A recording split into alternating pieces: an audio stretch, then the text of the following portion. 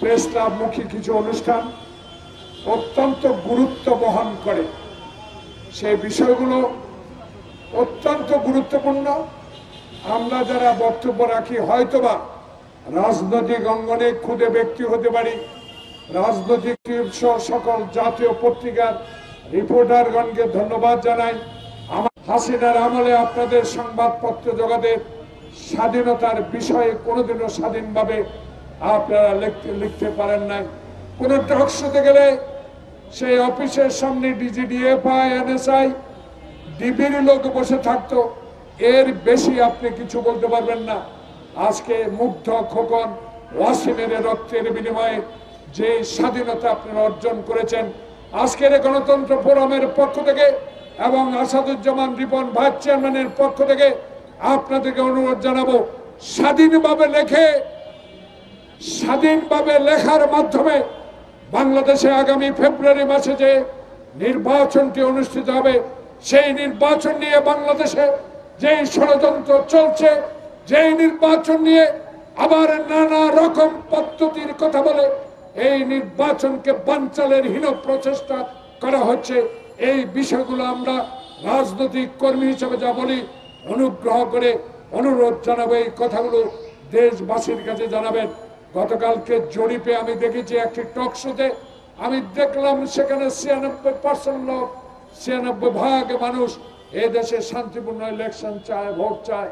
কিন্তু আমি বুঝতে পারি না, মুক্তিযুদ্ধের একজন অস্ত্র হাতে যোদ্ধা করা হিসাবে আমি আজকে যারা রাস্তায় নেমে এই ইন্টেরিয়াম গভর্নমেন্টকে বিষাক্ত করে তোলার জন্য আপনারা রাস্তায় নেমে যে আমাদেরকে বিভক্তি করার হীন চেষ্টা করছেন, আপনাদের উদ্দেশ্যে বলতে চাই, এটা কি গণতন্ত্রের পক্ষের লোক হলেন?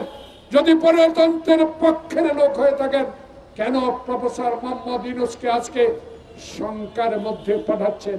কেন আজকে প্রফেসর ইউনূসকে আমাদের মাঝে বিভক্তি তৈরি করার জন্য হীন চেষ্টা করছেন?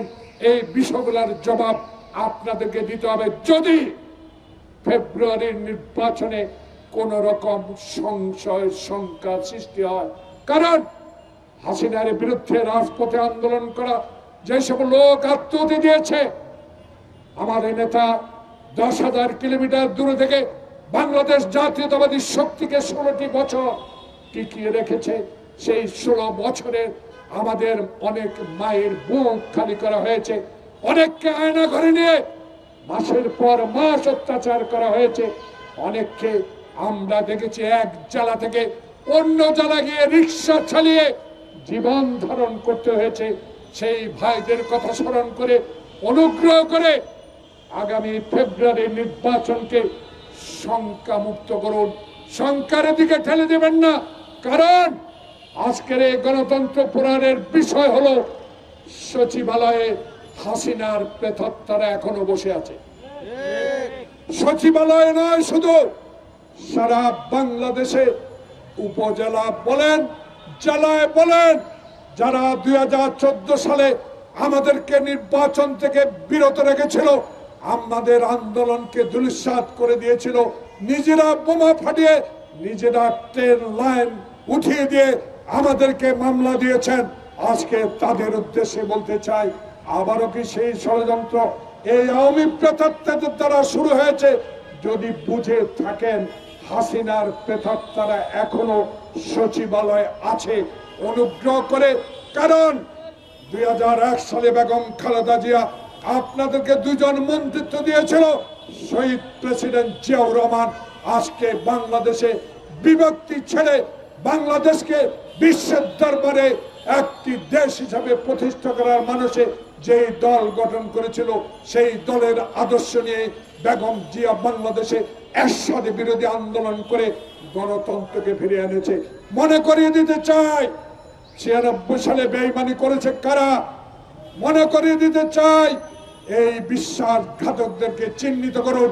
দয়া করে রাজপথ থেকে উঠে এসে এই ইন্টেরিয়াম গভর্নমেন্টের যে নির্বাচনের ট্রেন, সেই ট্রেনে চলেন, জনমত যাচাই করেন।